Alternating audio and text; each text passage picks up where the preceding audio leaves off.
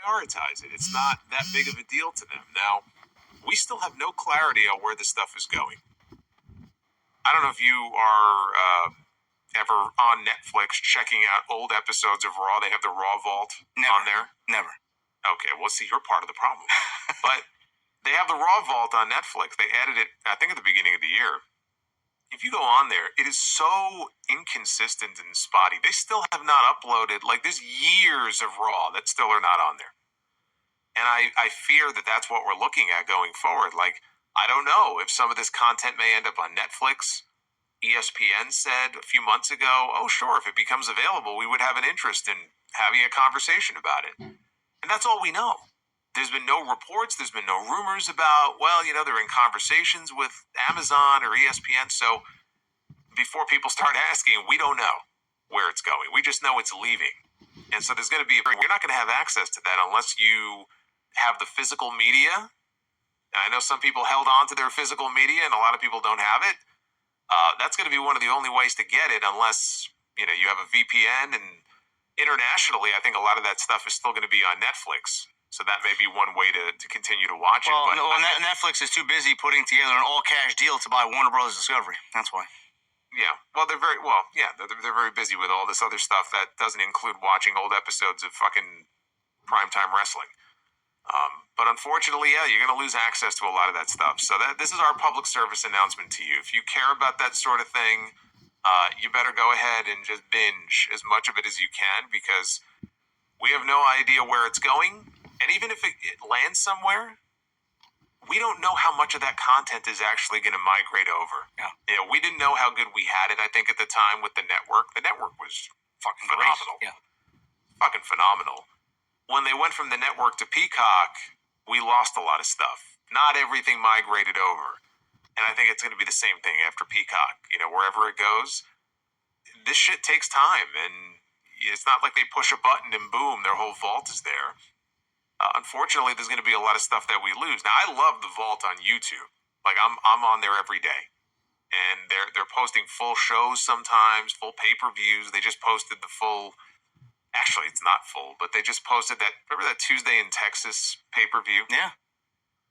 So they just. I like it because they put up the Survivor Series in '91, and this show came like a week later, or 10 days later. So they kind of went in order. And they just posted the whole show, the full show, all 90 minutes, up on the Vault channel on YouTube. And I'm like, oh, let me browse through this. So I'm watching it, and they completely edited out there's a part of that show where there was an angle with Jake Roberts, Randy Savage, and Miss Elizabeth. And Jake puts his hands on Elizabeth. And especially for that time, dude, that was a big deal. Yep. That was a heavy angle, especially, that was still like the cartoonish era of WWF. And so that's what that show was most known for. They cut that whole thing out. Like, the match is on there, and then the post-match stuff starts, and then where he grabs her and then, slaps her and she goes down, that whole thing is edited out. But they kept the interviews in there, where, like, after the fact, they're talking about, how could you do that? How could you slap her? And it's like, if you've never seen the show before, you have no idea what they're talking about, because you just cut that whole part out of the show. So it's just... Why do they edit something like that out when there's just small... maybe, but... It's got to be, because it's on Peacock and it's on Netflix. I checked. It's not edited out of it. It's only on YouTube. That's ridiculous. Only on YouTube, that whole part is cut out. It must be a YouTube thing, because otherwise it doesn't make sense, because who's going to give a shit about what happened in 1991? Like, you're going to complain and cancel WWE for 1991?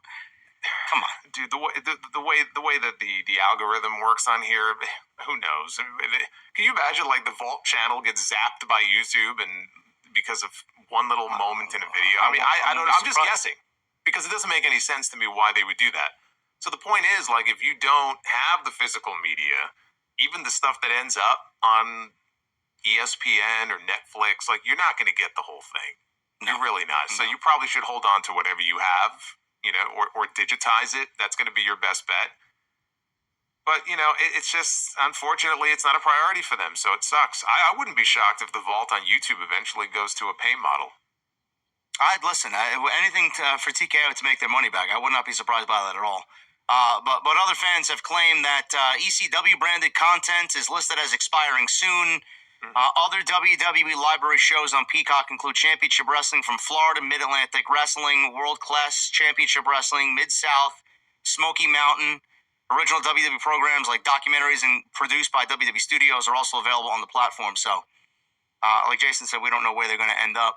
They'll probably land on another platform or another streaming service, which takes another...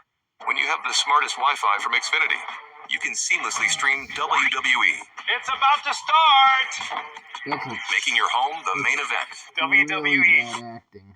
or another Sounds streaming like you've service, never which seen takes anything about it before. another potential home for AEW off the table. That's exactly what their model has been the last 12 to 18 months, is just kind of diversify and just kind of branch out to every streaming service possible to kind of stifle AEW in a way. But again, I don't know. Yeah, I mean, I'm a little worried that, depending on where they land, not that they're going to shut the Vault channel down, but there was a comment, I don't know if it was Mark Shapiro or it was some article about the channel itself a few months ago on some website. And somebody who runs the channel for WWE made a comment. It was something to the effect of, like, some of this content is just on there temporarily.